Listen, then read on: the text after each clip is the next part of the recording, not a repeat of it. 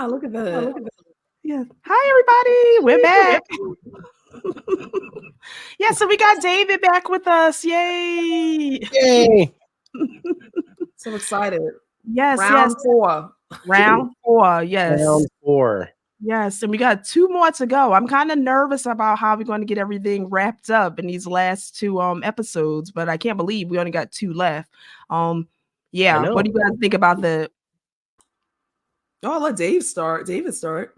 Yeah, I was hoping for at least 8 episodes, because this episode kind of left off where you're like, oh wow, it didn't go well for Navarro or Liz in this episode. So we've got a lot to unpack here.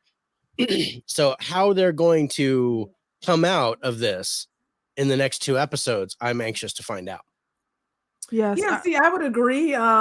With David, I'm thinking like, oh, it would have been great if they would have did like 8 episodes. I'm kind of nervous because this episode was a lot, and I do not know how they're going to connect all of the dots with everything that's going on in 2 more episodes. So they got to really amp it up next week and the following. Yeah, I agree with you too as well, because that's what I'm feeling. I'm like, maybe those 2 episodes going to be a little bit longer, or like you said, we're just going to really amp it up in those last 2 to put those missing pieces together. But I'm excited to talk about episode 4 and break everything down. I'm going to get to the comments really quickly. Let's see who's here with us tonight. Here, you want me to do the comments, or I'll do the comments? Oh, okay. Okay, we got Cal. Hey, Cal. What's up? What's up? Hey, Cal. Thanks for stopping by. Yes. We Then got Corey. Hey, Corey. What's going on, Corey? And we also got Holland. Hi, Holland. Corey said there was a lot going on in this episode. Yes. Agreed. Yeah. A lot. And we're going to jump right into it. And you guys know I split up my banners. So I have some clips for some of them, just images, and other ones we'll just talk more a little bit more in depth. But I'm going to start right off with the opening scene, because I thought that was interesting, because we just have Liz right away. We saw throughout the scene that she is fixated on this video of Annie K, her last scene before she's murdered, and we see her throughout this episode rewatching the video over and over again to kind of figure out where she is or what happened to her. I thought that was quite interesting, because it shows that Liz is really, I think a part of what we see with her is that she is really fixated on getting things solved or addressing the issue. And I kind of found that was interesting that she, was so on this throughout the episode. What are you guys' thoughts? Oh, well, I think that the keen eye that is Liz as a detective is intent on figuring out what she can catch from this small video, like the small amount of time, this video of the elapsed time that you see. It's like she's watching over and over again to reasonably see what can she pick up, what can she gather. And so to me, it was just like attention to detail, trying to figure out where she's probably at, like what's in the background, what's going on. What are your thoughts, David? No, I agree with that. The thing is, I think not only is she intent on solving this case, but she's also under the gun, right? Because she feels that she's going to lose this case to Anchorage. Yes. Because they're getting ready to take the bodies. They're doing all this stuff to move the case over to Anchorage, and you can tell that, even though there's a relationship going on, that the captain does not trust her. Oh yeah. Yes. And we get a lot of insight from them too. Like she's really trying to solve it, not only for Annie, but for herself, to prove that she can do it. Agreed.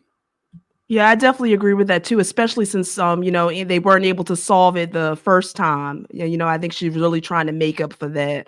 And I agree with you, trying to prove herself with this one. And I think she's also trying to, in a way, to try to solve it too for Navarro, I feel.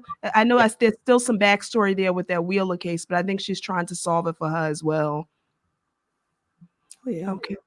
Okay. The next, wait, let me just see. I want to pay attention to the comments. Corey said she is obsessed to just keep going every little thing again and again to try and pull something from it. Yeah. Agreed. Yep. I also think that this is something that she can control, where she's not able to control her relationship with Leah and what's going on there. So I think she's fixated on what she can deal with. Oh yeah, definitely. Trying to focus on what she can't. Oh, that's a great observation, David. I agree. Because Yeah, it's one thing that she seems to be good at. I mean, the interpersonal skills may be lacking, but like she definitely is, from what I'm witnessing, a really good detective. Yeah. Yeah. And I agree with that too. She doesn't really have control over anything else like family life, her interpersonal skills, like you said, with other people. But her job, she can excel really well at her job and she knows how to do that. So definitely agree with you guys there. Okay, so the next scene I found was very interesting, and I also like it again too because it shows us a softer side of Liz that we don't always see, and that was when we see her bringing in Julia. So she sees Julia walking on her way to the rink, and disrobing, and stops and consoles her right away, which I thought was very empathetic. And I really enjoyed that scene. What were you guys' takeaways from it? Oh, David, you can start. Okay. Yeah, I really like that. You got a personal side of Liz that you don't see. I mean, even with her own stepdaughter or with Pete or anything like that, you don't get that level of empathy from her. And she instantly was like, I have to take care of this. Call Navarro, have her meet me at the station. Didn't say why, stopped everything that she was doing just to help Julia. And even though Julia clocked her in the face, she didn't even hesitate when the going back to the drunk driver. Oh yeah. Earlier, she had no remorse, no sympathy for that woman at all. But for Julia, it was like, I'm going to take care of you, baby. It's okay. Kissed her on the forehead, wrapped her up in the coat, held her, and got her to safety when she didn't have to do that. Oh, agreed. You know what I instantly thought about with regards to this scene is it to me established the rapport that Liz and Evangeline have. So clearly, she clearly knew who Julia was, obviously.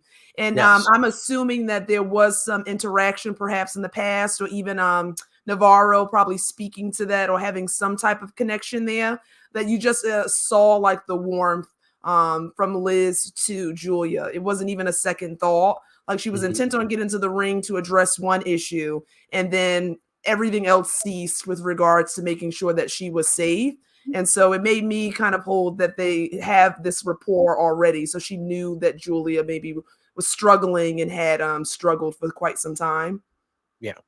Yeah, and I also saw too, because she was on her way to the skating rink. Because I think Peter mentioned that Connolly was there, and they were removing the bodies and taking them to Anchorage. And to see her even put Julia before that showed a lot too, in terms of how important it was for her to get her to safety in that relationship that they had. But again, I did love how the show does a great job of showing the hints of Liz's, nurturing side, and I thought this was really highlighted here. And even I loved the interaction between her and Navarro, at the station, her kind of telling her, thank you, and for looking out for her. So I thought this was a beautiful scene, and I really enjoyed this one.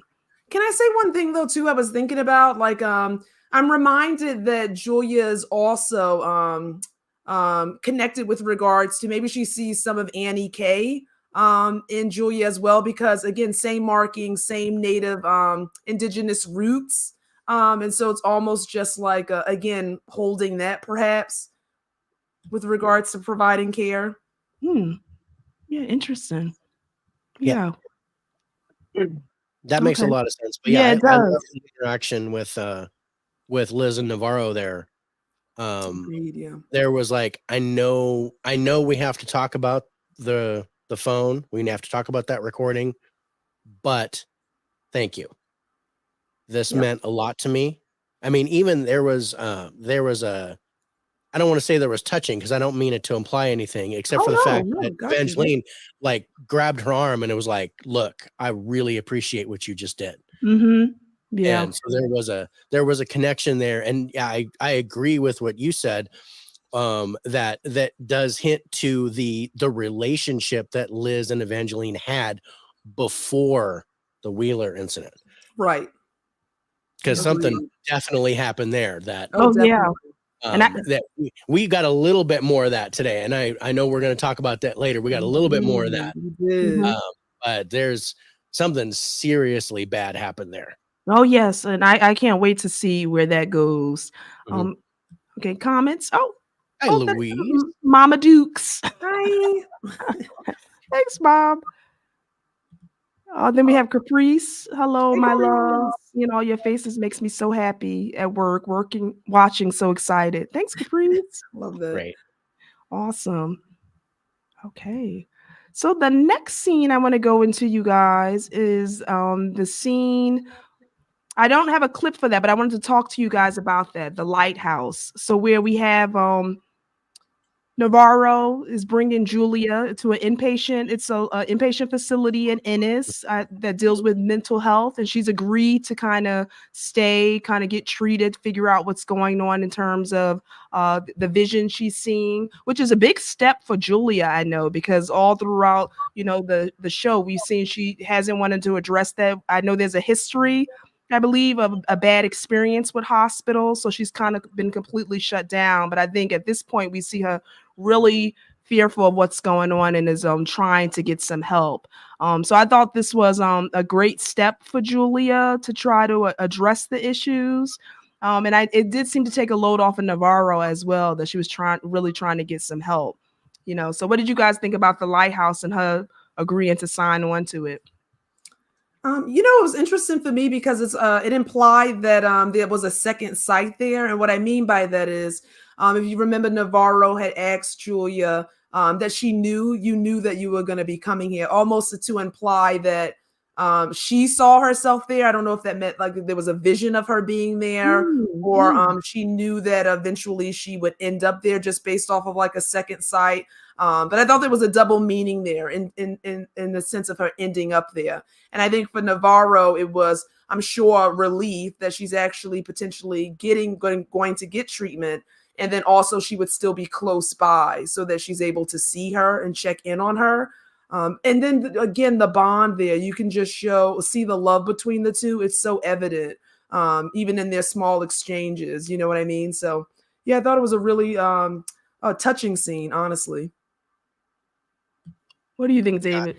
I agree. I absolutely agree with that. There was a really good scene, but I found myself torn because of what happens later. Right. Because it made me believe, you know, okay, Julia saw herself there, but was that a step for her getting better or a step for her getting worse? Right. And, you know, and which way, because I got the double meaning that way, where, you know, but Evangeline was like, okay, you knew this was going to happen. You saw this, so you want to get better. She saw it as a positive. Right. And then there was this look on Julia's face, like right at the end there, that hinted that something negative was going to come out of that. Oh yeah. Yeah, it's very true, David. Yeah, Yeah. it was almost just this I don't know what the right word for it, but this eerie tension as she's even walking away. Yeah, it was like it was almost apologetic to me. Like she looked down, she didn't look her in the eye, and she just kind of turned away and started to walk off. I think there was something else there. Oh, And you're right, David. And that reminds me because they were talking about like Evangeline was saying that she would be there the next day because it was Christmas, that they'll be able to do all of these specific things together. And you're right, she did actually. And she shut down. Now there, you know, we're going to talk about the steps that led after that. But when she shut down, I had a bad feeling right there. Yeah, and you know what? And I see, and I can see that too. And I see someone who's trying to, you know, and I'm a social worker, so you see a lot of times with people who dealing with treatment and trying to get better, and really sometimes really wanting it more so for other people than themselves, or maybe not even thinking that they can get fixed or get cured, but really trying to not so much please other people, but wanting to be okay for like those who are close to you. So maybe it was a little bit of that and her going into treatment to Not wanting to be a burden to her yeah, sister. yeah. I No, can see that as well. But I wonder, do you guys think, because I feel as though Julia's character is conflicted, obviously. Like to me, she probably wants to be well more than anything, Yeah. but she is also living with this relentless torment and with regards to what she sees and her mother in her mind. And we see glimpses of that chasing her. So I think that the lighthouse is an opportunity to be at a place where she could get help, but I do think there's a piece of her that thinks there is no real help for her, and that this will be a daily occurrence for her throughout her lifetime. And again, I'm going to do this, but a false sense of believing that it might be impactful. Yeah, I could definitely see that. Okay, and we know we'll talk a little bit more about where we find Julia at the end of this episode. Okay, so I'm going to go right into our next clip. So at this point we have Otis, and we know we kind of introduced to Otis Heiss, and I know Danvers had Peter look up, I guess, individuals who had similar injuries to what the Salao researchers had, and Otis came up in terms of someone who had the same burnt corneas, I think ruptured eardrums, bites, and he's kind of been off the grid for a number of years, and they were only able to find him because of some police involvement that he's had over the years. So what do you guys think about the introduction of Otis? I can't remember if he has some relationship to the Salao Research Center, but what do you guys think? Oh, I'll let David start. Go ahead, David. Okay, this was really interesting, and this led me to, this is Liz's detective work at full effect here, because she's like, you know what, I want to see if anybody else had these symptoms. Oh, we have one more case. No, I don't think anybody else would have even thought to check that. Yeah, I wouldn't have.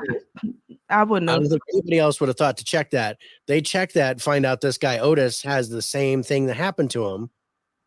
And I don't think he was directly connected to Salao. I think he had more of a connection to the caves or something. And that was found out later.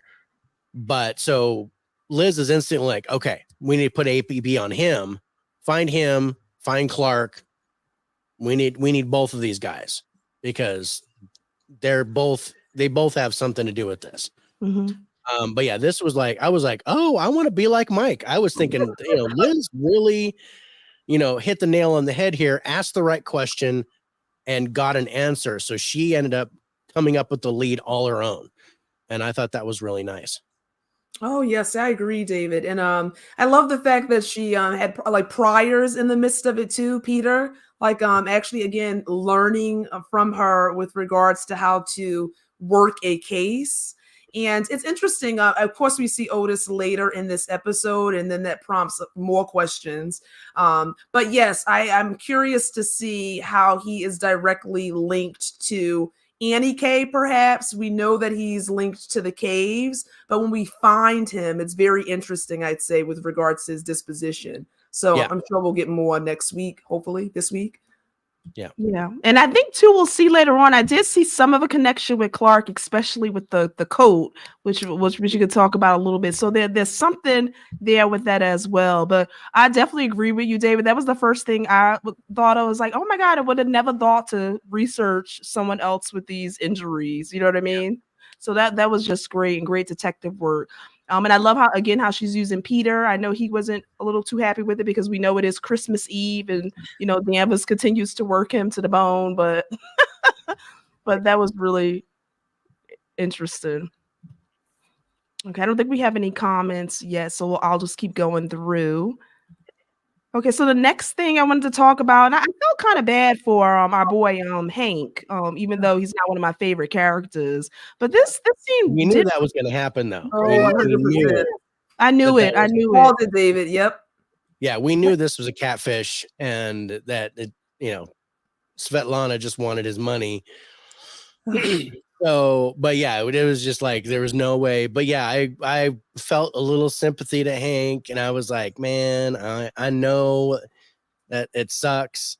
Um, and then I don't know if you're gonna bring this up later, but his son kind of grilled him on it. You Oh know, yeah. Yep. did Yep. did you send her money? And Mm-hmm. he just washed over it. Yep. Because he knew he messed up. Oh, big time. I called this one. Yeah. I Oh no, yeah, really we all did. I called just it. We yes, were I all knew right. I really knew this Yep. wasn't going to come to fruition, that this person scammed him, got his money, and had no intention. Even who even knows, obviously may not even be the person that he thinks it is at this point anyway. no, I felt bad. it's a 40-year-old man from Toledo that took his money and then just got rid of the phone because he's like, I'm calling the number and it's disconnected now or whatever he said, but the number doesn't even work. You can't get a hold of him anymore. And so she did. Yeah, that person just burned that bridge, took his money and Mm-hmm. left. So Yeah, um, I poor felt Hank. I was really feeling for Hank. Like I said, he's not my favorite character, but I did really have some empathy for him in this scene because, from the initial episode to now, he was really looking forward to her coming. But like I said, when I heard him giving money to her, I kind of knew what it was the same way that Peter said. But I did feel really bad for him in this episode. Yeah. Yeah. Let me ask you guys this: with Hank, do you think because of what happened to him, and we kind of saw a little bit of it, do you think maybe his complete attitude toward his son is going to change? Mm. Well, you know what's interesting? What I did notice in this episode specifically was okay, after this incident, obviously, he does connect with Peter, and we see kind of that exchange, and he is drinking. And so, I was kind of thinking potentially if there was a heavy reliance on alcohol at some point throughout, like maybe their relationship upbringing. I'm kind of maybe reaching here. But I also saw that, Peter took it upon himself to kind of make sure that they were connected for the holidays. It almost seemed like a briefly warm exchange between the two in light of what Yeah. happened. Yeah, Hank was trying to reach out. I think once he realized that she wasn't coming, he reached out to Peter. He wanted to spend Christmas Eve with them. So trying to be around family. And I think too, we see Hank kind of a little bit jealous of Peter and Liz's relationship, and I think he's trying to reinsert himself into his son's life and be a part of it because we could see they probably haven't had the best relationship. So I think this kind of was a catalyst as well for him trying to be a little bit more part of his life. Yeah. I just wonder if he's just trying to, almost rebound Mm-hmm. and, Mm-hmm. and just do this one Christmas Eve thing with Pete and Kayla and the baby, or is he going to completely turn around and say, well, you know what I thought was going to happen to find love is not going to happen.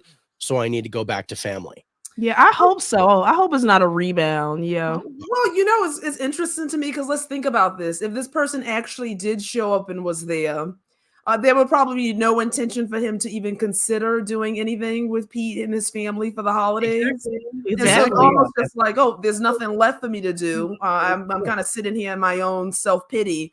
How about we spend Christmas Eve together? Do you know what I mean? Exactly. So is he just trying to, because he's drinking and what happened is he just trying to fill a hole for a night Mhm.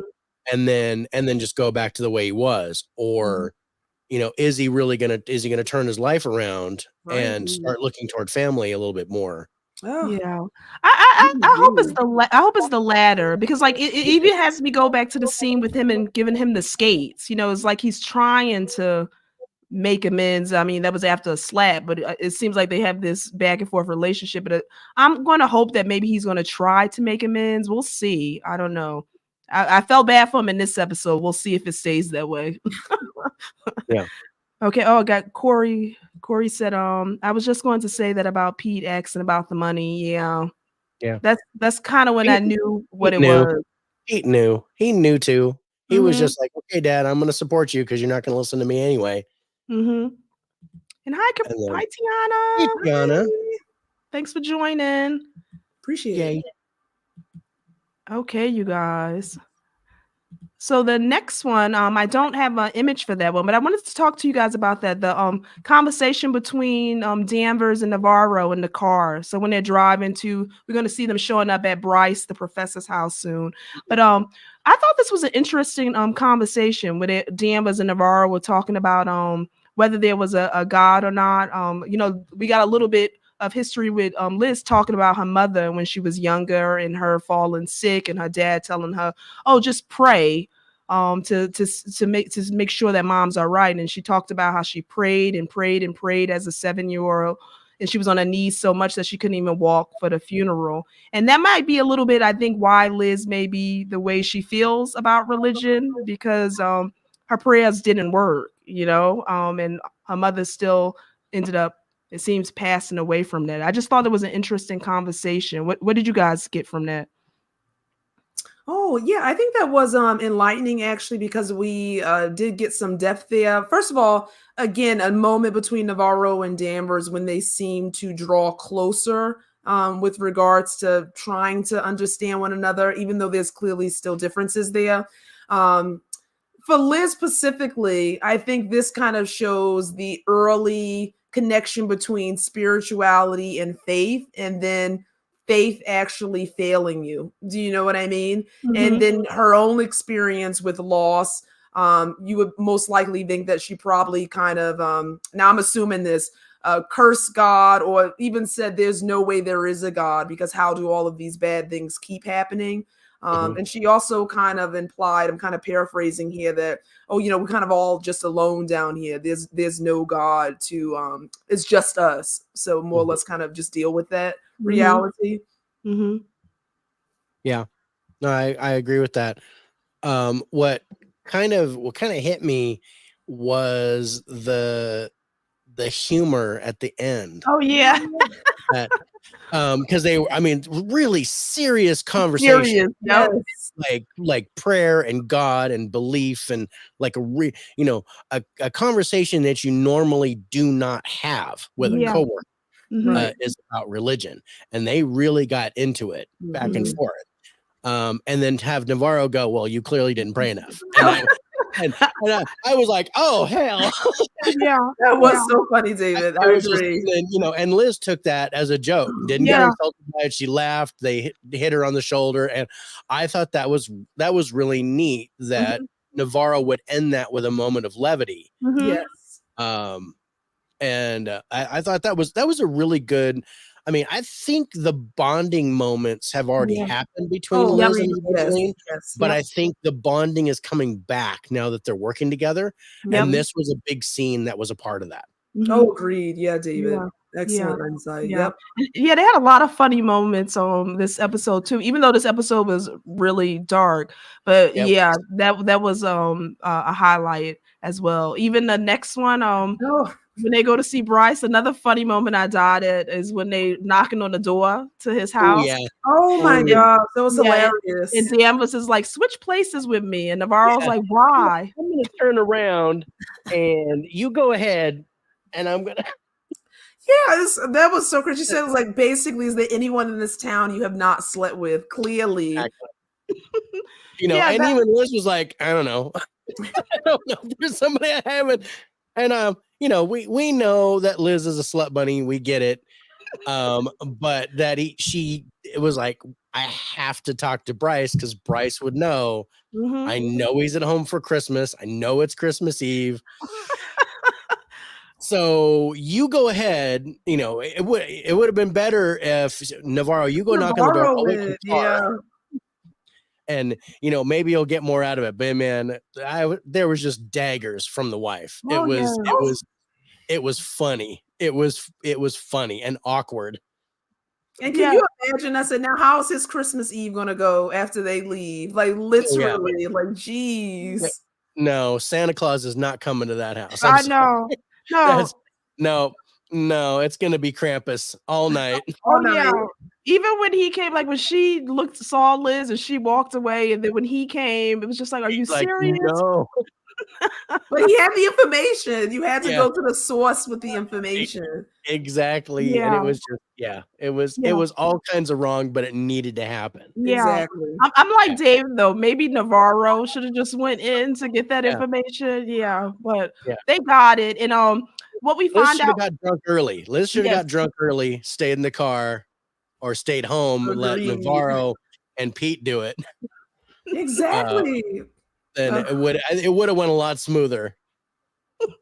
Yeah. So we find out Bryce lets us know that the images he feels are from the Brooks Range ice caves. He says because the whale bones that we see The in whale bones. the video. That was Mhm. interesting. Yes. And I even went back too because I was kind of trying to see the images in the video. And a cool thing or interesting thing we find out is that the caves were mapped. And again, this is the tie-in from Otis Heiss, the individual who had all the similar injuries like the Salao researchers. He mapped this cave. So I was like, wow, that was really kind of like a light bulb. What did you guys think of that? Yeah. Yeah. I mean, I agree. I think it's interesting because they can't, for the most part, from the information that was given, they wouldn't know how to navigate these caves, and so he's going to be critical regarding how to potentially get there safely. I think they said there were fissures and like you would have to be careful so that on the ice was caved in. Yeah, there was exactly. a whole bunch of Yeah. So I'm curious to see. I'm eager when they go there, if they'll actually go there. Yeah. Go ahead, David. Yeah, no, I agree. That's that was interesting. And this was the one thing where it's like, okay, Liz caught it like right away. As soon as it said Heiss, and it was like Otis Heiss, it was like, whoa. And I'm thinking, okay, if Liz didn't show up there, if it was just Navarro, she wouldn't have caught it. Oh, that's right. But if Navarro was with Pete, I think Pete would have caught it. Mm-hmm. Oh, true. Yes. Because Pete did the research. He was like, oh yeah, Liz told me to find another guy and this guy, but it still would have had to go back to Liz for Liz to fully, Liz is Sherlock Holmes in this. Oh, she is. Yeah. Liz is Sherlock Holmes. Evangeline is Watson. And I think Pete is Mrs. Hudson, man in the house. But so Liz still has to put the pieces together, but I think, I think they all have the ability to grab pieces of the puzzle, but it's Liz that has to solve the puzzle. Yes. And she asks the questions. Exactly. Yes. Now we're gonna go back to Otis a little bit later, but I'm wondering if he even is going to be any help with these caves. The way we find him. No. Yeah, psychologically, he doesn't. He looks like he's about as useful as wet pasta. So I don't know. That's what I was trying to figure out. I don't know. I'm not sure about that. I've tried to get directions from somebody that looks like that, and it does not work. David, I know it happened in Colorado, but it does not work. Oh, and Corey said that made me laugh when they went up to knock at the door. Yeah. Oh, that was hilarious. To break it to Evangeline right there, like, why don't you get in front? And she's like, really? Yeah. But I think it's funny. It was funny. So it was funny. and it was cool. There were a couple of light moments in this episode for an episode that was darker than anything we've had so far. Particularly toward Evangeline and Liz. To have that levity was actually a nice palate cleanser as you move from scene to scene. Oh, agreed. Yes. Agreed. And I kept forgetting that it was like Christmas Eve and Christmas when all this stuff was happening. And I was like, a time that is supposed to be joyous. You have all this dark stuff occurring. Yeah. So that was interesting. Yeah. Okay. So another scene, you guys, brings us back to the orange. Told you that orange was going to come back. I told you. You said that, David. It makes more sense to me now. Yeah. I knew that orange was going to come back. I didn't expect it to come back here, but when the whole thing happened with Navarro and the orange in the last episode, I'm like, okay, that was way too foreshadowed. That orange is going to come back at some point. So yeah, I'm still trying to figure out what it means. Well, you know what I was thinking? I was thinking like this kind of explains, at least for me, why Navarro didn't freak out when she actually saw the orange and we assume like there was an image there of someone. So I kind of connected the two where when Julia saw the orange, and then actually sees what I'm assuming to be the vision of her mother, that's how it's linked. That they somehow the orange goes back to the mother and it's not a good memory. Or, like, do you know what I mean? I'm almost feeling like it's connected. Like Navarro sees it and isn't unsettled by it, like freaked out about it, but there's some sense of remembrance there. And then Julia sees it and is unsettled by it. And it's almost that commonality that they're connected by this thing for some reason. That was interesting. I didn't get the impression that this was the mother, but that makes the cross, David, made me think it was the mother. Yeah, I thought it was Annie. Oh no, I automatically thought it was the mother because if you guys remember, that cross was hanging around her neck.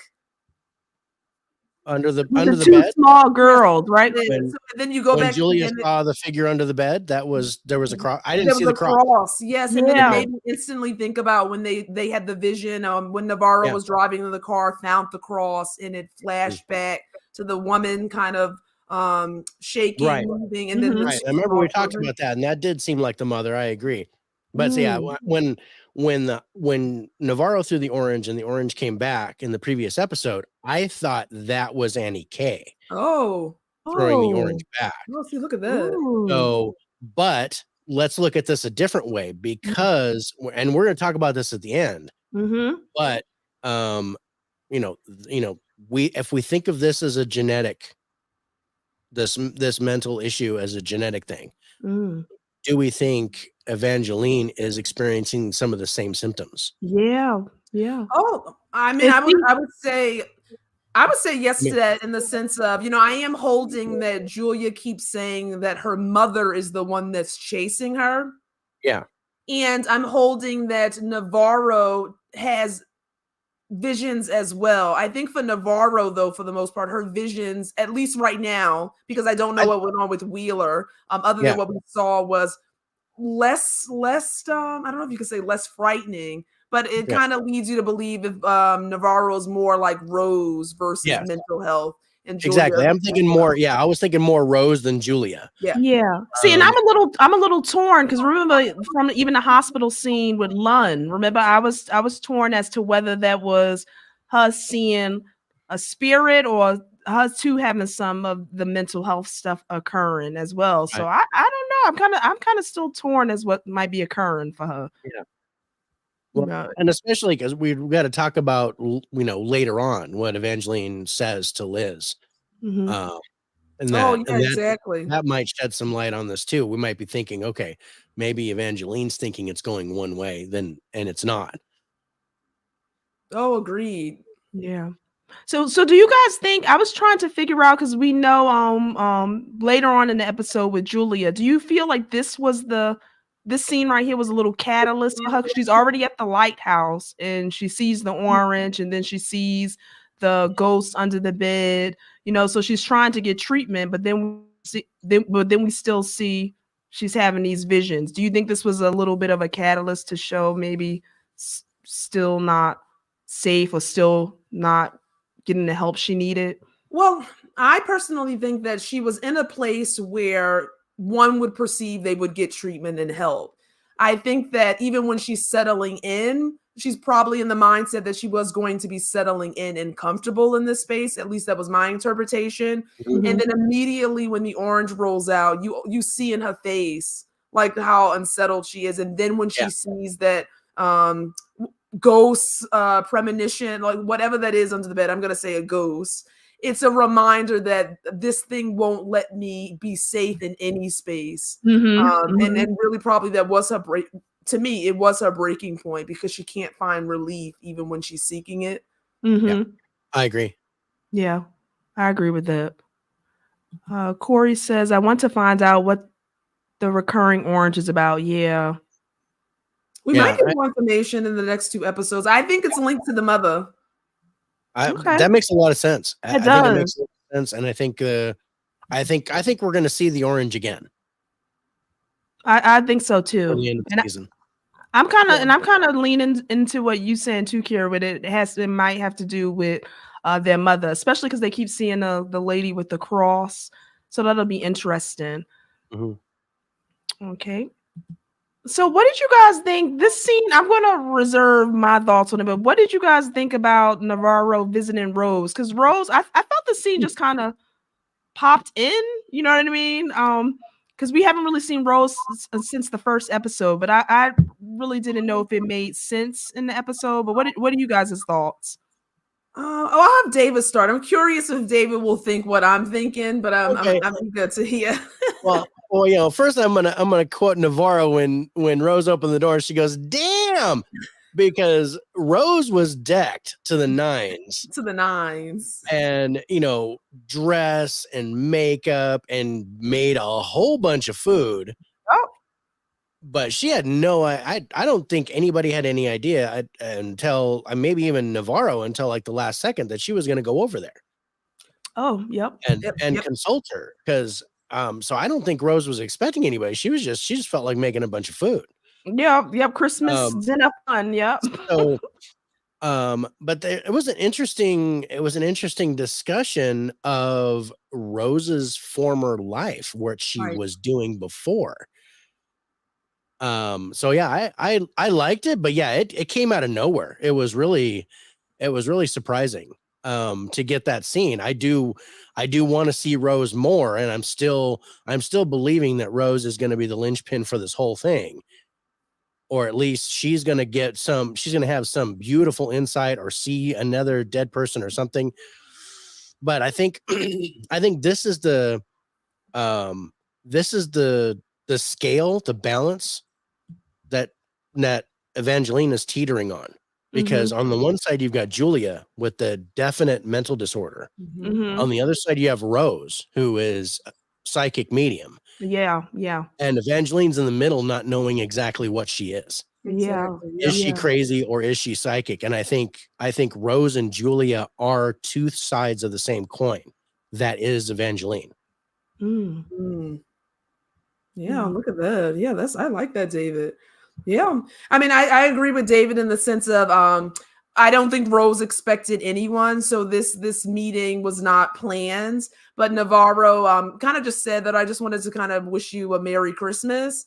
And then was taken aback at the amount of food that she made, but was literally impressed by the vision that was Rose and like the spread, the wine. I mean, she really did set a stage for enjoying even her own company.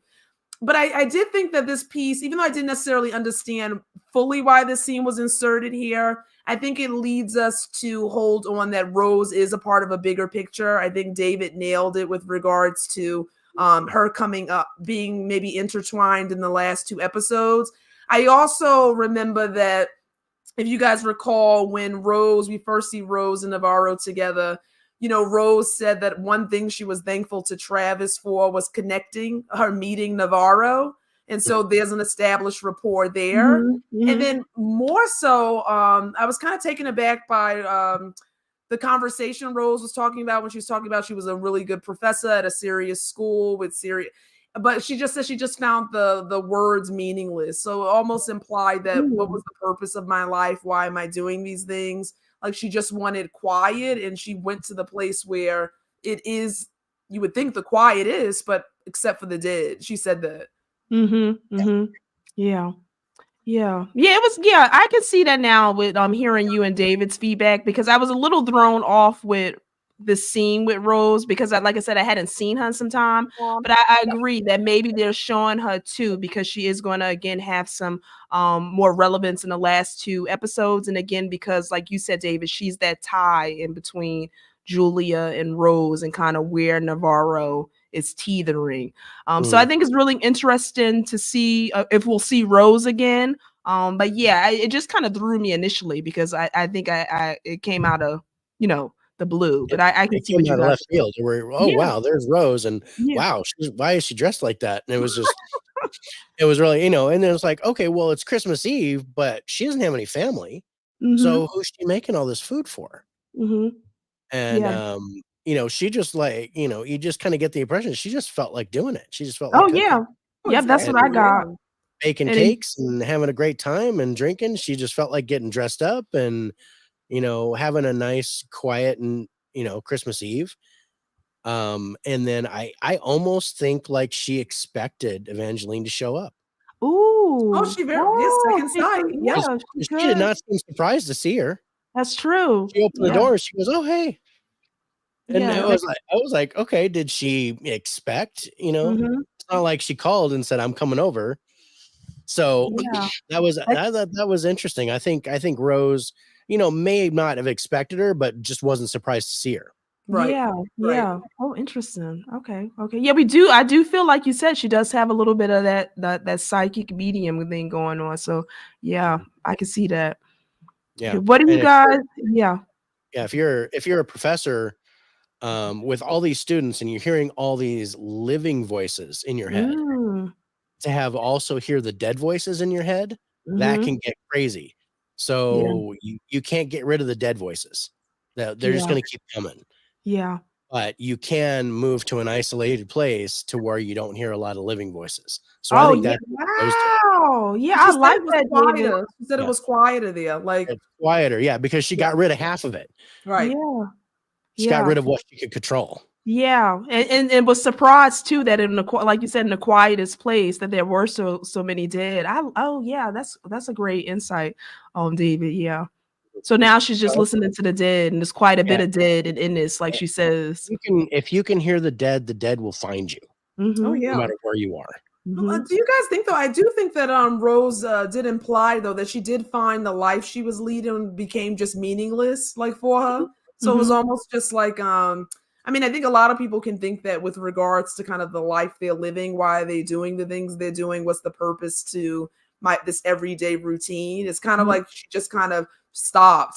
I forget how she said it, but she just stopped doing it. Mm-hmm. Mm-hmm. Yeah. Yeah. Do you think we're going to get a flashback scene of that, or do you think that's the end of that? That's what we're going to know about I Rose? think that's what we're gonna know because we It got might some be. insight into Travis, and now this episode we got some Yeah. insight into her former life. I think that'll be just kind of what we left with. I think. Yeah, I Perhaps. don't think Rose is that much of a main character to where we're Mhm. going to see that like Mhm. we do with Liz and Evangeline. Yeah, I But agree. it'd be interesting to kind of see her tipping point Yeah. where the professor she was like, "That's it, I'm done," Oh yeah. and dipped. Yes, I and would, you know one thing I'm thinking about, I think that Rose can provide Navarro the comfort that she's seeking in the sense of even when she said that it's quieter here except for the dead, to me that could be, I don't know, but that could be reassuring for someone who's seeing things that they question are real or not. Mhm. Because you're speaking to someone who's telling you these things do exist and I'm proof of that. You know what I yeah, mean? yeah. Yep. And I again, think Rose. Rose is trying to protect her and also Right, kind of David. teach her or show her Right, Mhm. David. like Yeah. what it's like. Mhm. That's why I think it's two sides of the same coin. I think Oh, Evangeline is both Rose and Julia. oh, I yeah. agree. Yeah, And David. Yeah. Yeah, because um remember Rose said, you don't want to mix the two. You don't want to confuse seeing the dead with mental health. So yes. there's a distinction. Yeah. Okay. So the next scene we had was Leah vandalizes the mines. Yeah, and then we what were you gonna say, Kira? Can I say though how funny this is too? Because again, I forget the woman who Oh, owns the Kate. again, Liz burns another bridge, clearly sleep. I'm just like, okay, I'm done. Yeah. Liz Yeah. Oh, Liz needs funny. to close her legs. I'm sorry. Yeah. Yeah, This has right, gone too David. I was far. like, wow, like she No, almost I mean, risked Leah going to jail just yeah, because of her indiscretion. yeah. Yeah. And I remember Kate, she asked Kate from the ice skating rink when she asked her because she put the bodies there. And then she had to see her again Yeah. with vandalizing the moms. Yeah, just the that was another Yeah. funny one. I kind of Yeah. laughed at that too. Another funny scene, but it ends with, I mean, do we think that Leah was in the wrong for not appreciating what Liz did for her just then? Or that she was right for blaming Liz for taking the side of the miners instead of her side? Or does she just not know what's going on? I was with Liz in this scenario because what she did, like that is vandalism, and you Yeah, can get in pretty serious trouble. So I was siding with Liz, and Liz kept you out of jail and having charges being booked against you. That was a pretty serious incident to me. right. and to have Liz turn that around and then just leave and basically move in with Kayla and Pete. Oh, I think Kira froze. It does look like she froze. I know. She is not happy with me. I'll remove you, Kira, and you can come back in, or then just come in here with me. Oh yeah, that's funny. I was like, did I make Kira mad? What happened? I know But- that was so yeah. She's But like, no, I know. But yeah, I was like, oh man, I really think this was a time where Liz stuck up for you. Mm-hmm. You know, even though it's kind of Liz's fault Yeah. that she was going to get the book thrown at her, but at the same time, Liz is like, come on, it's my kid, it's Christmas Eve, you know, help me out, do me a solid here. Yeah. And then, you know, and then she did it, but then Liz was like, you know, how dare you take their side? And I was like, yeah. I didn't. I helped you. Yeah, And then you could have gone to jail for this. I could have said, yeah, throw the book at her, teach her a lesson. Mm-hmm. Yeah, I was definitely on Liz's side, and I think Kate. Oh, there she's back. And I think Kate. I thought you were mad at me for some reason. you just stopped. You're like, I'm not listening to him anymore. Oh my God, it was so funny. I was like, hello, you guys. Oh no, I saw no movement. I said, yeah, I think she's frozen, and she was. I was like, oh man, is she mad? But yeah, I think that was on Leah. You know, I think it's just teenage angst on that one where she was just like totally rebelled.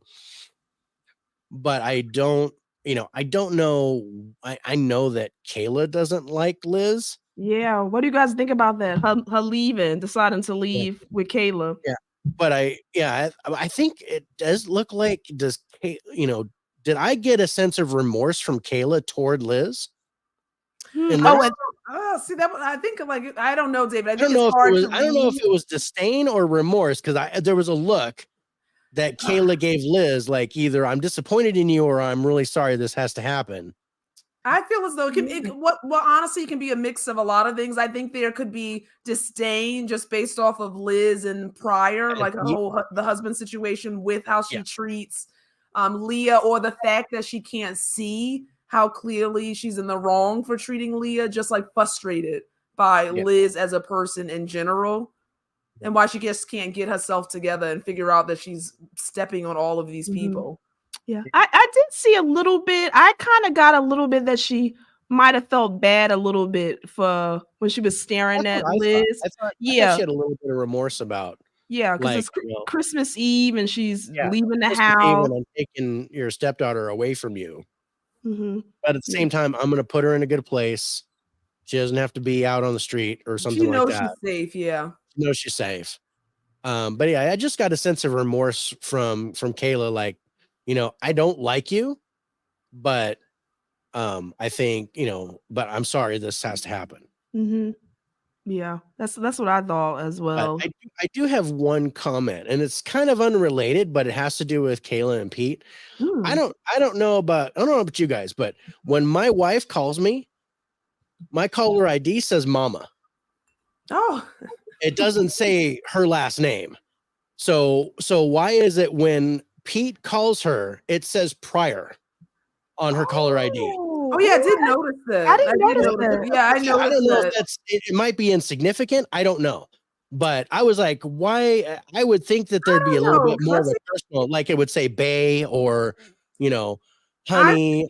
I don't know, David. I've seen people have the weirdest nicknames for people in their phone, like even like just weird. So I don't even know, but that's interesting because I didn't even catch that it was the last name. That is weird though. Weird.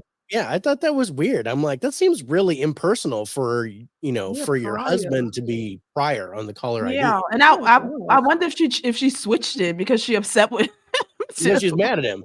Like, you know, is it the beginning of the end? Because I think there's definitely and some animosity going on. Well, and I don't know if we're jumping here, but if you recall when he finally does get home, like even what he says, their exchange there. I don't know how he said it, but he just said, "Just tell me, like that you want your life back and you didn't." Or that I ruined your life. That I ruined your life. Yeah, with the baby or something like that. Yeah, it was that was weird. It was like, what do you want? She goes, "I just want you to let me sleep." And it was like, I know that's a lie because I've had that conversation with my wife. So there's that's the point where you're like, okay, I'm gonna let you simmer and we'll talk in the morning. Mm-hmm. But yeah, I'm still wondering if, by the way, Navarro was talking in the previous episode, and I know I wasn't with you guys last week, Yep. but did something happen between Liz and Pete that could have been sexual? Or Oh, I just is don't see is it. there a possibility that Kayla thinks that something like that happened? Yeah, maybe because of Because Liz's history, she might. Liz's promiscuity, that maybe she's thinking like you're with her all hours of the night. You do whatever she says. Are you stooping your boss? Yeah, And yeah, then at the she could same time, probably. Yeah, yeah, I can see perhaps maybe Kayla maybe thinking that. I feel like again that wouldn't be something far reaching or over the top, but yeah. I really feel like You don't that see Pete do honestly it. Yeah. surprised. Oh Oh, I no, think you froze again. She left us you froze again. again. She froze again. I'm done. Kara, you might have to I'm come in done. here. All I Oh, heard there was you I'm go. done. No, there I you don't know go. what's There going you on go. my connection. You guys just gonna have to bear with me Oh, tonight. there you go. If Kara, I disappear again, I'll just kind of find you, Mika. if you go out, you can come with me. That's funny. What's going on with my connection? I That's don't know hilarious. what's happening. Yeah, I've got a storm here. My connection seems okay, so I don't know what's going on. I'm in a bad zone I today. know. Ay. No. Okay, you guys, I'm going to go to kind of the hardest part for me. Last Julia. Ugh. I kind of where we find Julia and her decision on what she chooses to do. This was so sad to me. I think I kind of felt that it was maybe going that way throughout the episode, but really still tough to kind of witness. And especially I was thinking of Navarro too the whole time. How is this going to affect her? And then I found interesting with this scene too, kind of how Rose was talking about how Travis, when he went out into the snow, like without his clothes and took her stuff off, how she packed all her clothes neatly away and just walked into the snow. Just a tough scene to watch. What do you guys think? Oh, yeah. I mean, I agree. I knew it was going in this direction when you saw the call between Navarro, and I knew she wasn't in the lighthouse anymore. And even when she kind of ended, it was almost like she was making sure Navarro knew that she loved her. So you know what I mean? It was just even that small exchange was saying goodbye to me. And then when the phone call ended and you see where she is, and Navarro found her there before, so you know the place holds significance. Yeah, the dredge, that But then when she gets up and walks off, I was like, oh yeah. I felt very sad because like we know what the outcome is, but I was holding that for Julia. It was probably regretting for sure leaving the way she's leaving, but just wanting probably peace. Yeah. Yeah. Yeah, this was tough. I felt that this was going to happen from the first time I saw Julia. I felt that her situation was going to end badly because of her inability to believe that she was like her mother and unwillingness to get help until like the very end. And then for the lighthouse to be voluntary and them not actually take care of their patients or make sure they don't go running off, that upset me. Oh yeah, yeah. So, but yeah, as soon as when she was talking to Navarro and you get the wind blowing her hair, I'm like, she is not inside. Yep. This is a goodbye. This is what this is. This is a goodbye phone call.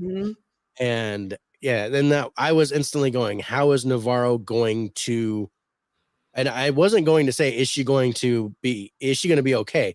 How is she going to change fundamentally from this? Right. And and we're going to talk about that. I know we are. But Navarro changes profoundly because of this. Yes. Yeah.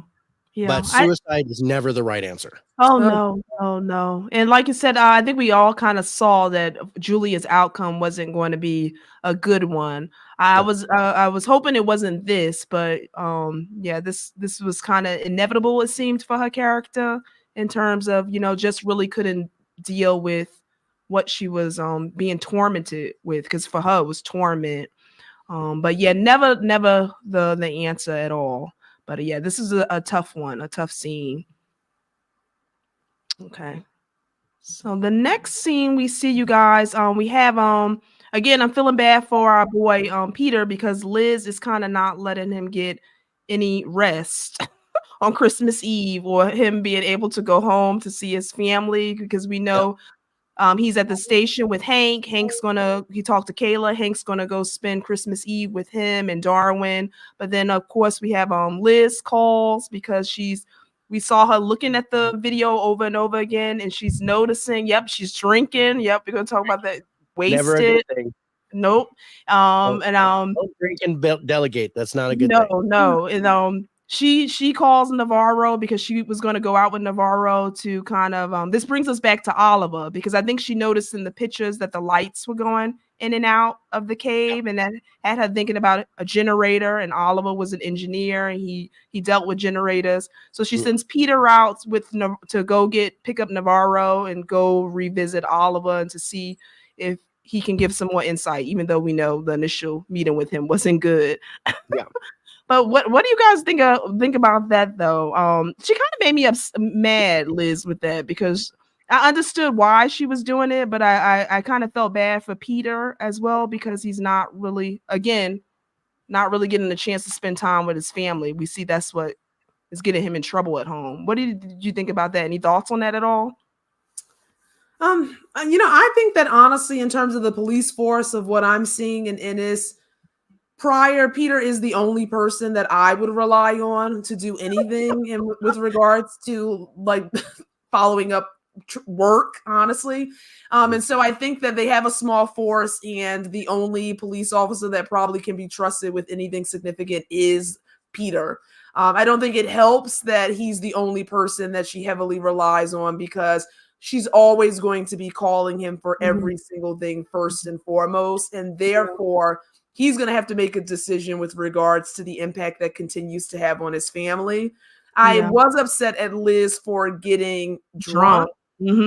More so, she has the right to do it, but the fact that she chose to drive impaired was such a juxtaposition for me, because when I went all the way back to like Stacey Chambers, that she pulled over and was like furious the fact that she was drinking and driving, and then we still are holding potentially that she lost her partner and her child, maybe in a similar way. I'm sure we'll fully know in the next 2 episodes, but again, I just think for the most part that was a default, but she used really poor judgment.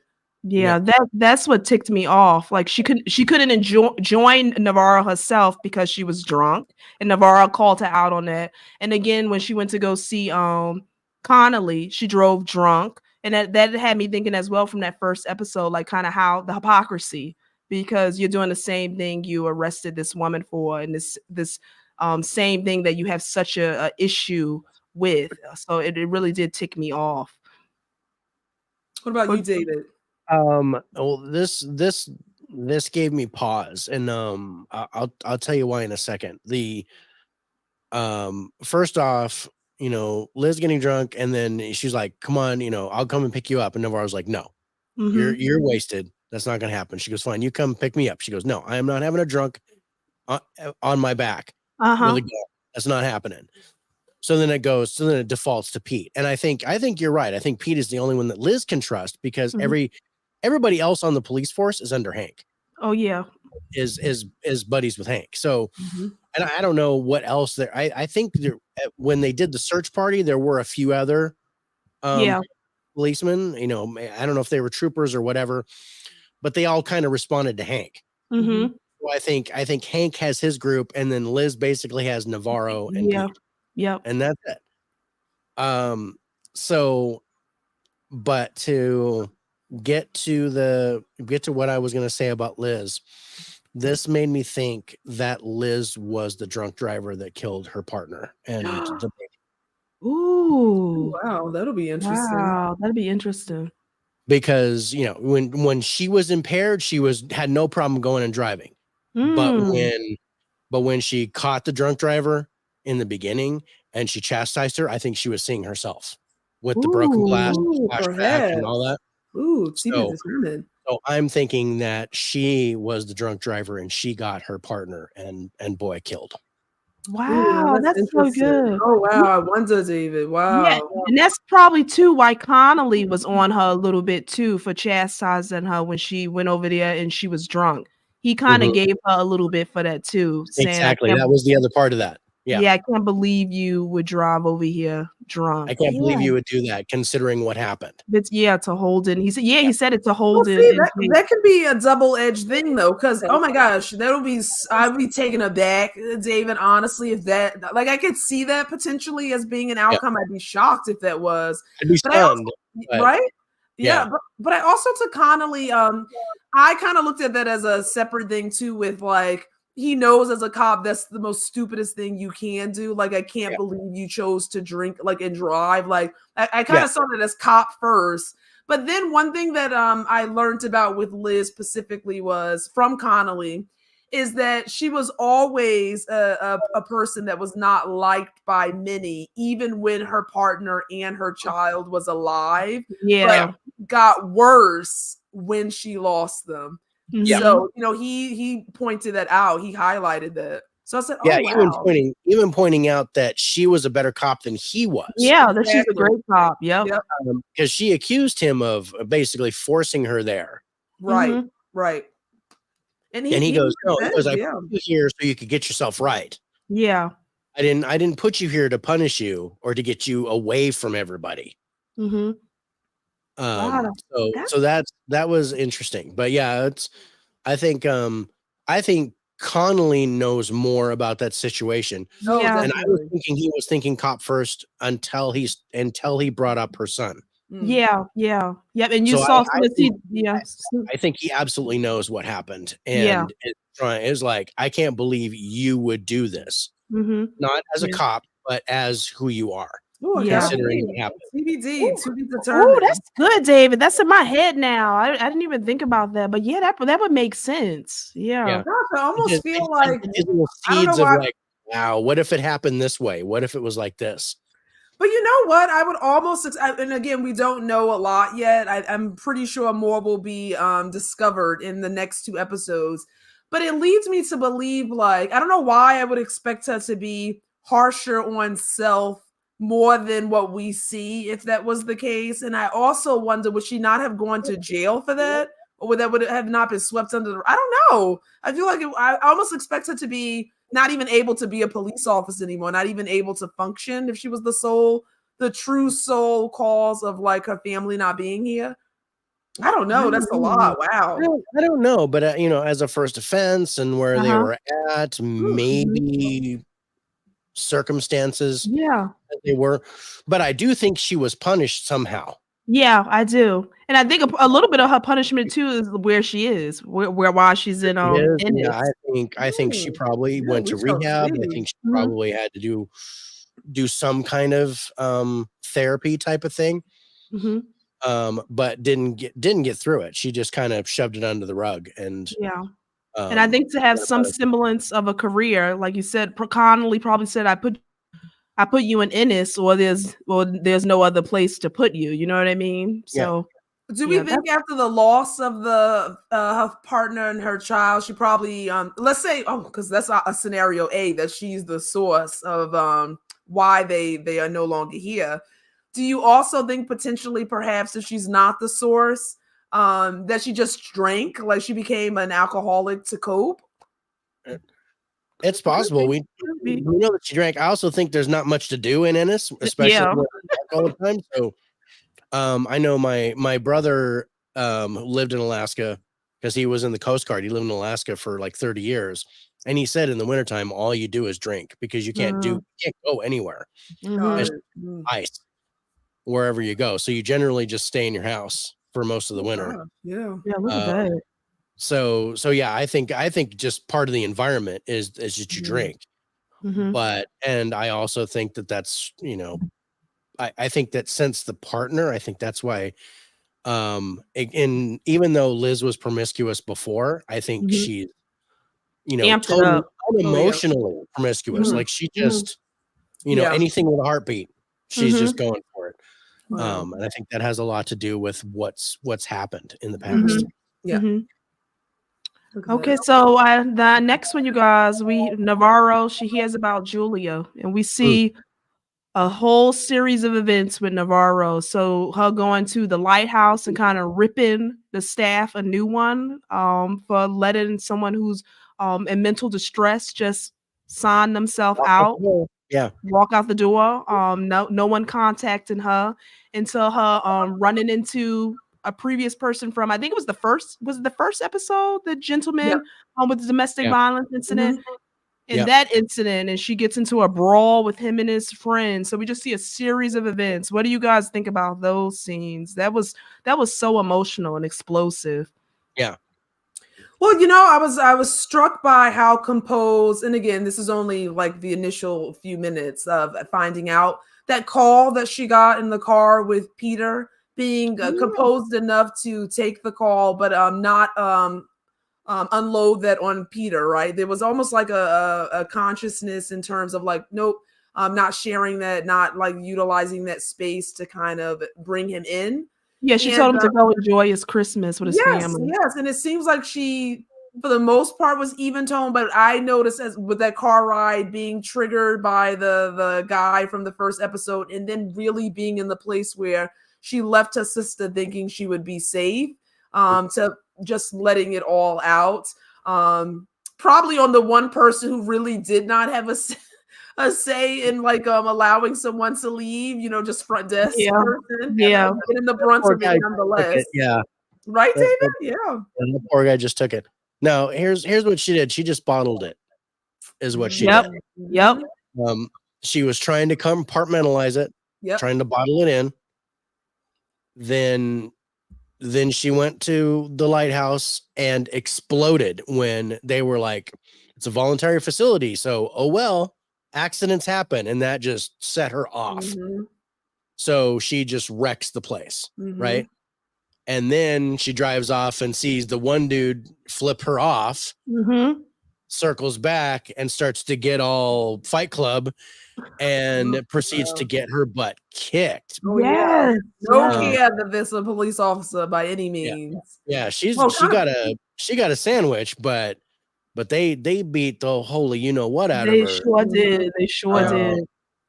But who did she go to? Oh, Havoc. Oh, Havoc. yes, Yep. yes, She went yes. to Havoc. Yep. And I think there's a significance there. Evangeline needs to like,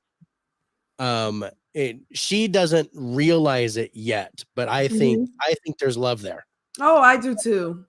But I think she's closed off just like Liz is. Mm-hmm. Yeah. They're basically the same person. So, but Kavik was like, no, let me help you. Yep. And especially what he did to fix her hand. Oh, Mhm. yes. Oh, I love, yeah, yeah. like proposing. Oh, Yeah, he was like, we've been doing this for a long. She's like, what are you talking about? Snap. And Yep. she's all, and she's just cussing at him. And he's like, it's okay.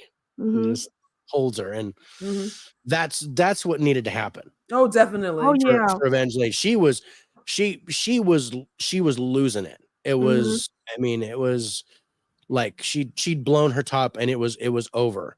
Mhm. But Kavik brought her back down.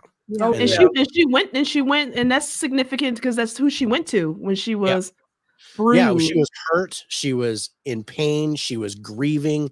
Mhm. Who does she go to? She doesn't go to Liz. She doesn't go to Pete. Mhm. She goes to Kavik. Yep. Yep. And I think that's pivotal too, David, because she does ask him, "Why are you alone?" And he Yeah. said, "I'm not." I'm And not alone, and neither are you.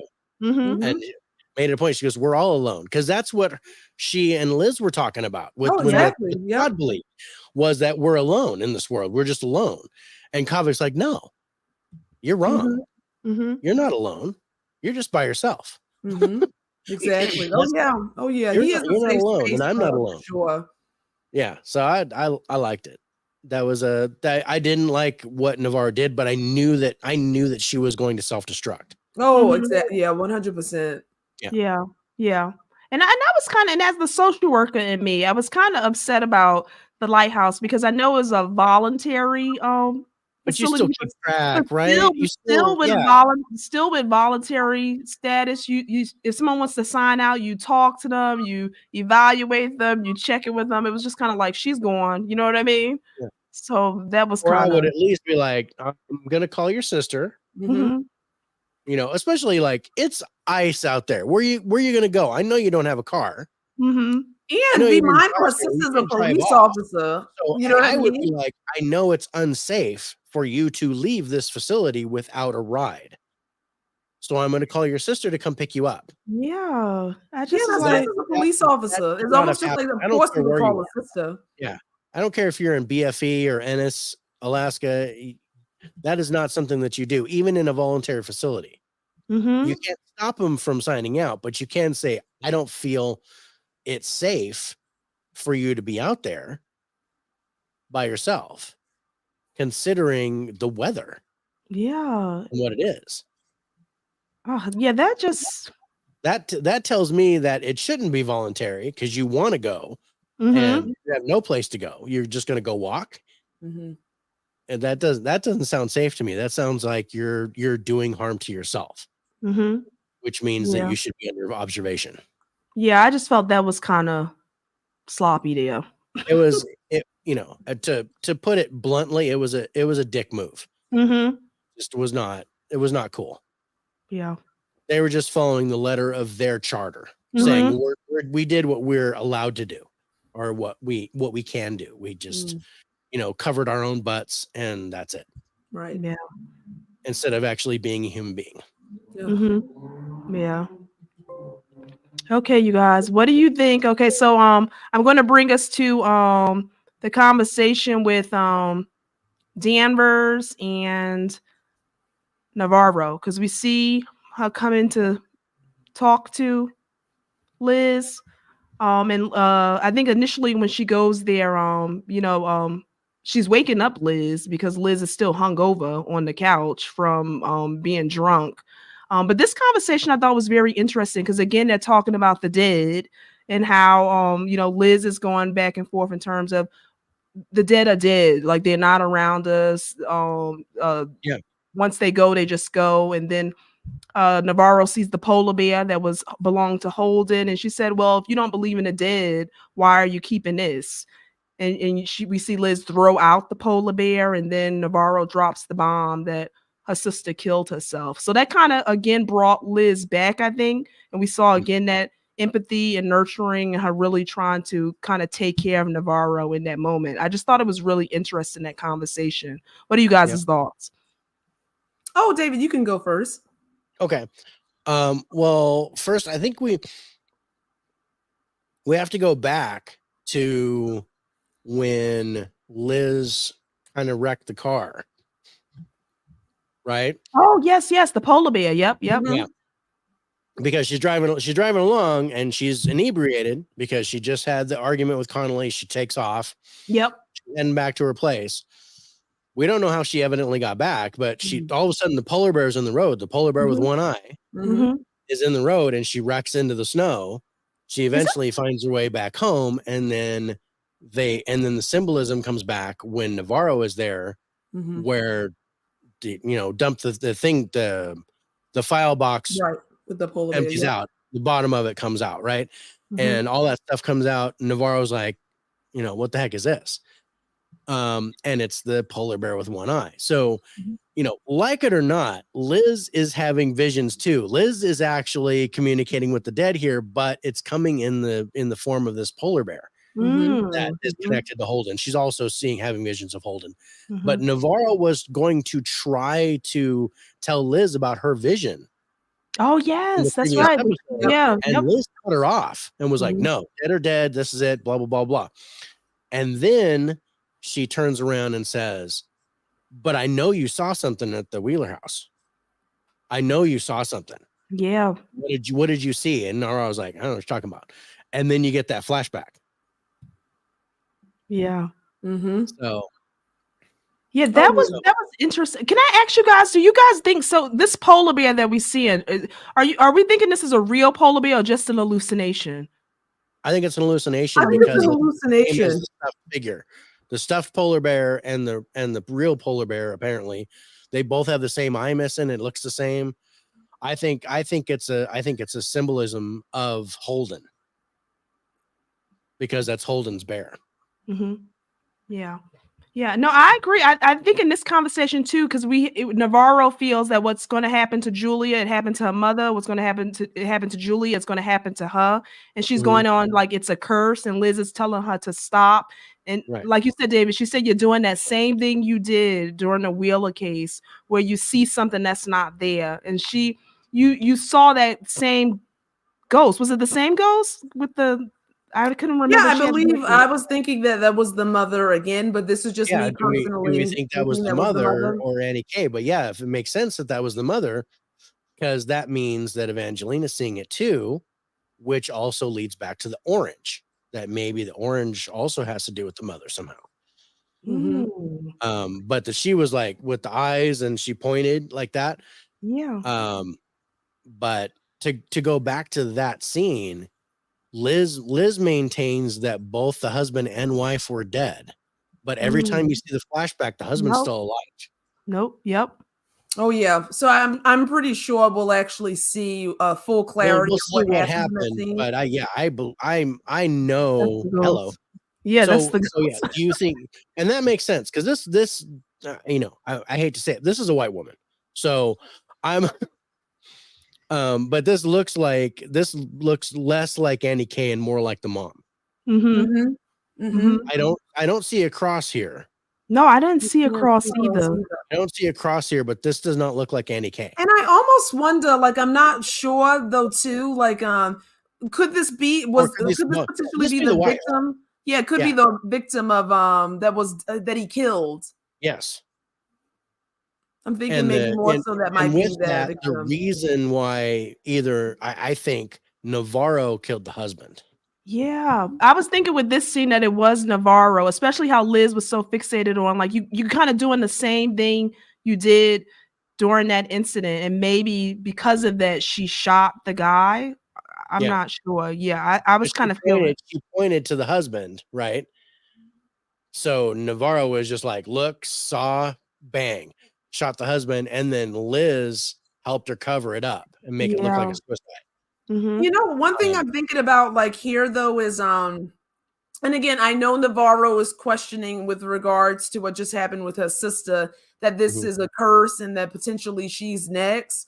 I think she's probably more so saying that because of the things that she's seeing. But let's say this image, to me now, I'm thinking this is the victim in the Wheeler case. I agree with that. But I'm if Navarro is seeing her, it leads me to believe that this is more supernatural and not mental health, because this is actually a dead victim. Again, someone who's passed on. This is Rose. This is not exactly trying to give a message. Exactly. So yeah. And I think she's just trying to figure out, because I think she has that family history. She's trying to figure out what it is. You know, is it the supernatural? Is it this mental health? Am I going crazy? Yeah. Or am I actually seeing this? Is this, I don't want to say is this real, but is this in my head or is this in my heart? Right. And my hope is like even when Navarro touched the teddy bear and she saw that brief glimpse of Holden, his hand again. And again, he said, tell my mommy. So it leads me to believe that he has been trying to send Liz messages, like David said, but with the polar bear and through her dreams. And she's just so closed off that she can't fully hear it. And then Navarro said, oh, is this your son's? And it was like kind of at that moment where she said, Liz is like, okay, don't start that. Don't start that, almost to imply like I don't. Yeah, you're being weird. You're being weird. Yeah.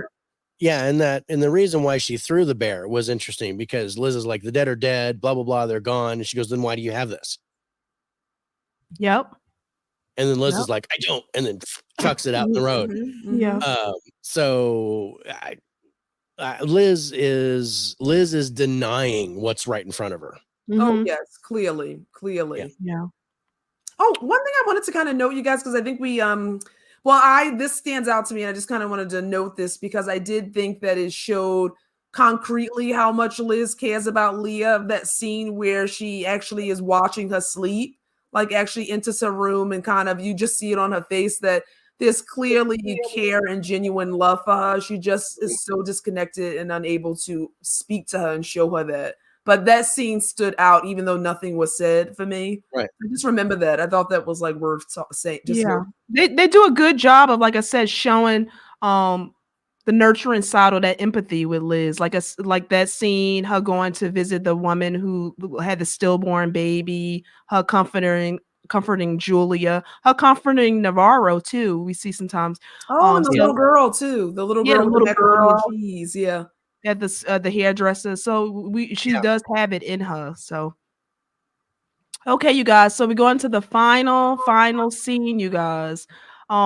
He's in the night country, and this is with where we're brought back. Peter gives lets Danvers know that they spotted who they think is Clark. Right, because they spot the coat.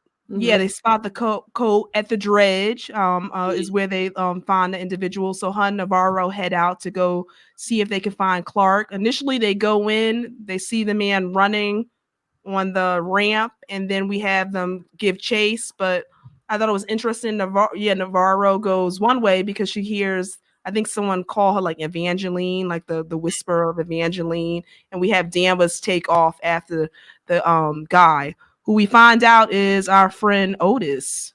Yeah. Yes. So what do we think of this Otis and how we find him?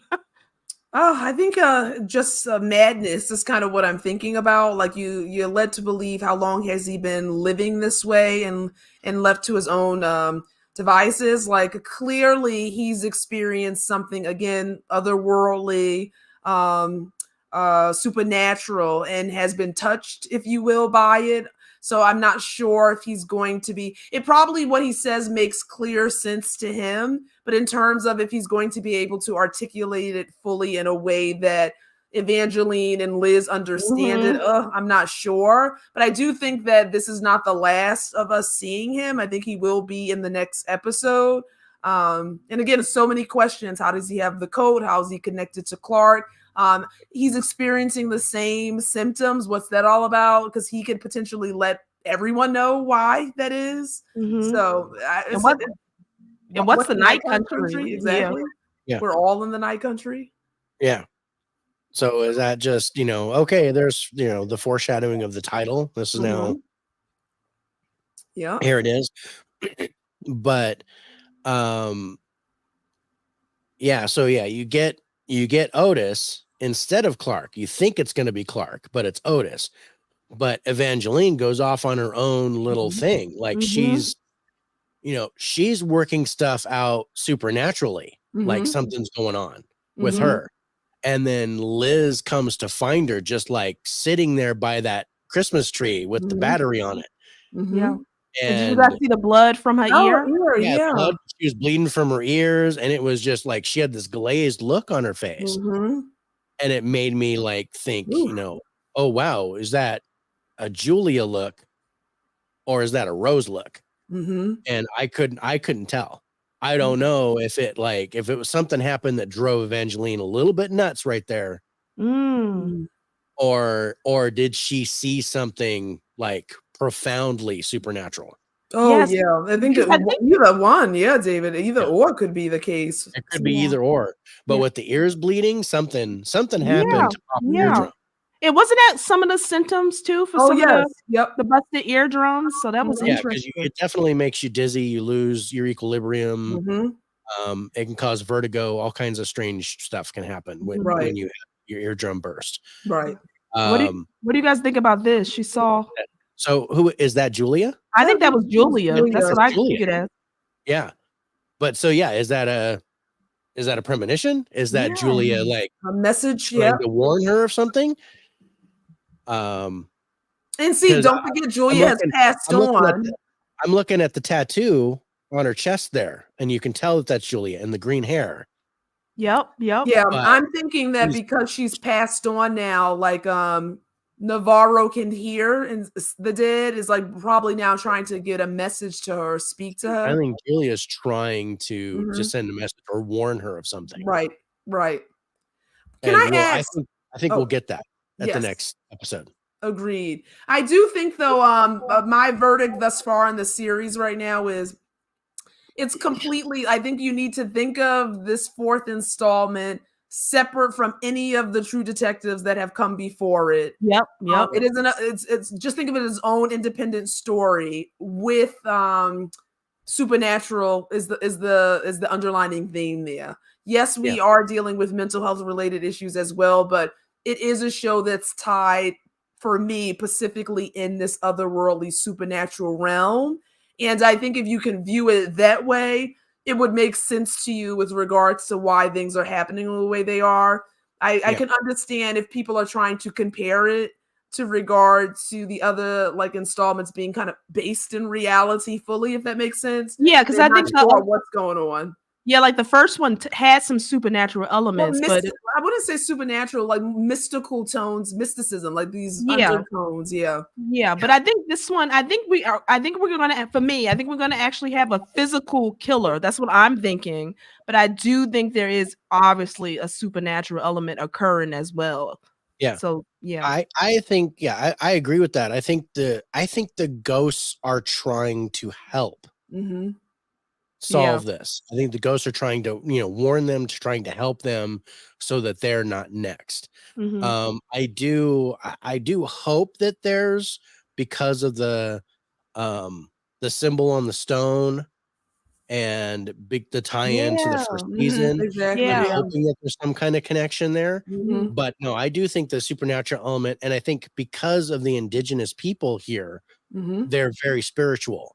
And I think that the tie-in to the supernatural should be almost automatic. Because of what they're doing.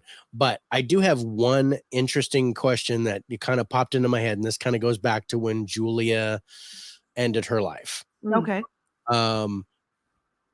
She folded her clothes. Yeah. And then walked out there. Like the researchers. Think back to our body sculpture, to our corpse folded.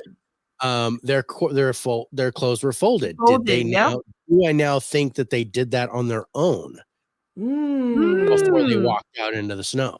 See, that's exactly what Julia did.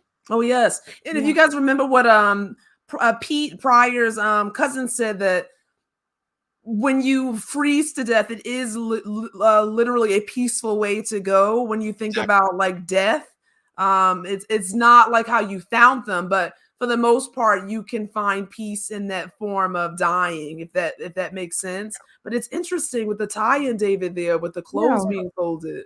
And it's interesting about people going out into the snow and in this to end their life, like Travis or Julia. Yeah, that's interesting. Well, take to the lands, right? Yeah. Especially if that's, if you die peacefully, then that seems like if you're going to commit suicide, that's a way to do it. Because it's such a peaceful way to go. Oh, hi, Caveman. How are you? Hey, Caveman. And Miss Caveman's is close by. Hey, Miss Caveman. I told you she'd be there. I love it. But yeah, I think that's really interesting. So either they folded the clothes themselves, and then they were scared to death before they froze in the snow. Right. Or they stripped down and were scared and ran off, and then somebody else came and just folded their clothes and walked off. Look at that. They did say she drowned. She walked right into the sea. She walked right into the sea and drowned. Yeah, is what happened. Yeah, and there would be no way in those elements that she would survive the temperature of that water. No.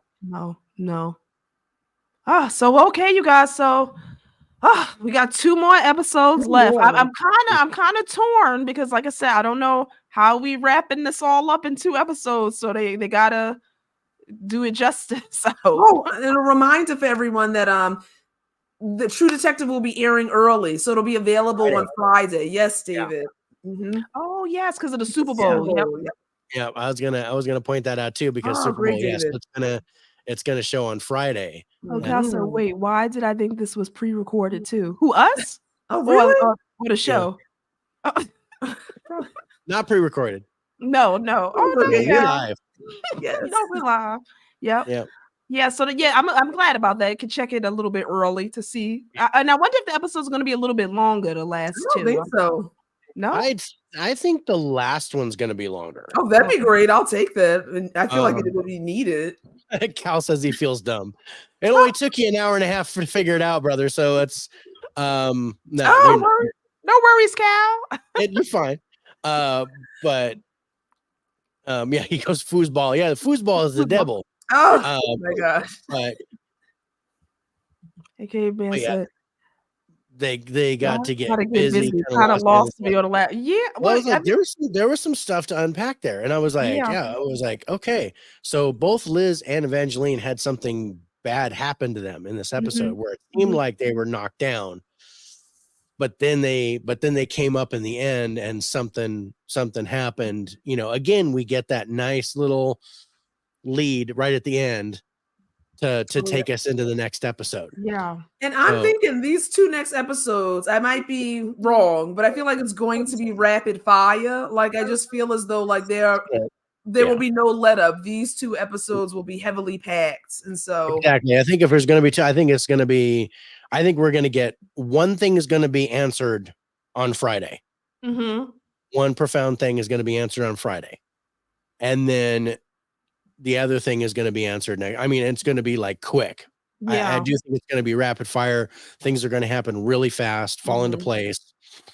Like they're going to find, I think they're going to find Clark in the next episode. Yeah, I think so too for the next one. Yep.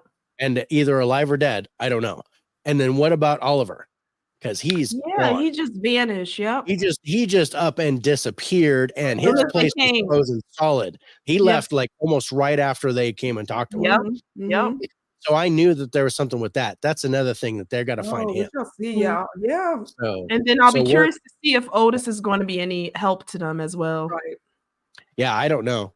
I don't know if he's going to be any help. I don't know if maybe they bring him to civilization and maybe he kind of.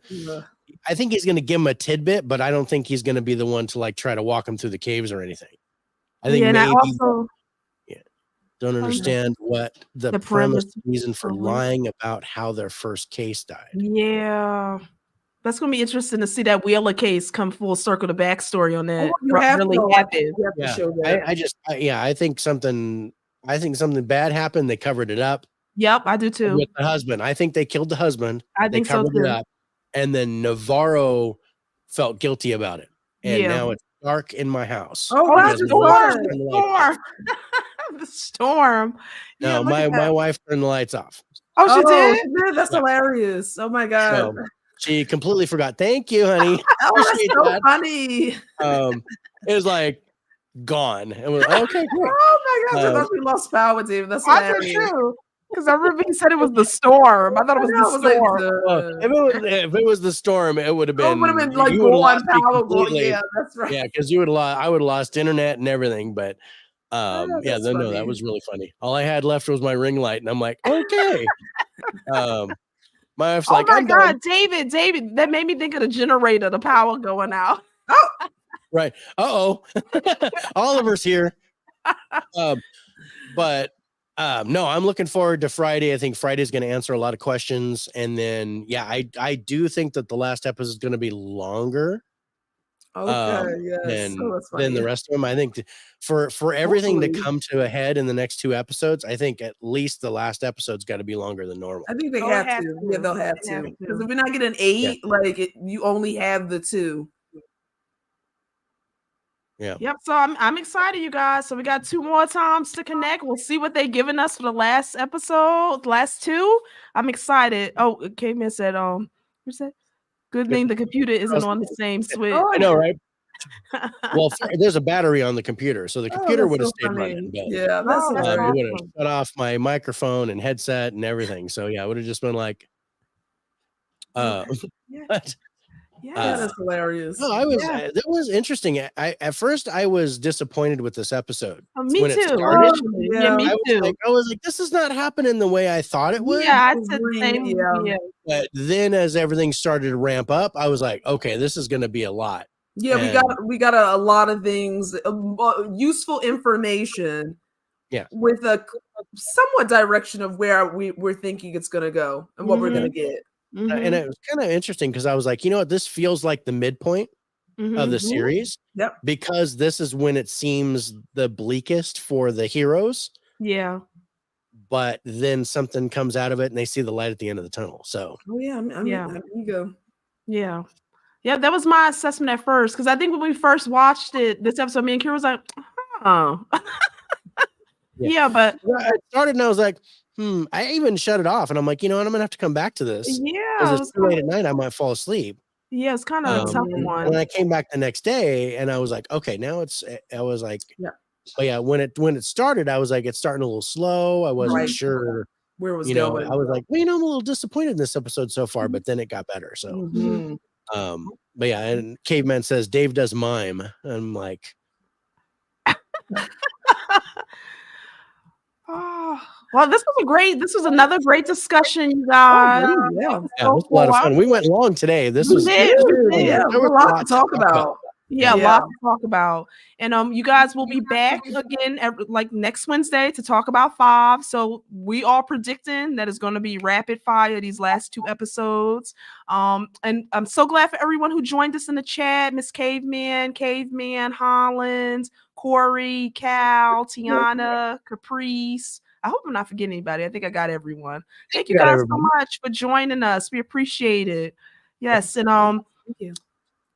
You guys, always a great time hanging out with you guys and discussing. And David, we are so glad to have you as an addition joining us with this because you bring such a wealth. I'm having so much fun. I'm having so much fun. That's awesome. Yeah, we've been loving it. It's been good dialogue. Me too. Yeah, I'm sorry I missed last week, but yeah. We love the clips. Kind of there. Yeah, I was kind of there. Like I said, I was there in spirit with you guys. Yes, we appreciated it. And we love the clips. So it was like David was right on the money. Yeah. It was I had more and I'm like, I can't send all this. No, David. That was great. I love it. And it was good to have your perspective. Yeah, I was just, kind of give you a little bit of what where my mindset was with it to have you guys talk about it. But and I was able to join you for a little bit, but then I had to drop off. But yeah, no, it was interesting. This was an episode. This is an episode to remember because I think this is the turning point in the whole story. I think so too. Yes. So the last 2 episodes are really going to come along fast. Nervous. We'll see. Yeah, we'll see. Oh, let me see. I think we just got one more comment. Love the Dr. Evil chair. $1 million. I know, David. I know, it's so awesome. Oh, look at that. All right. Well, thank you guys. We had another great night. Thank you for joining. And we'll see you guys all again next Wednesday for a breakdown of episode 5, you guys. All right. Have a good one, everyone. Bye. Bye, everybody. Bye.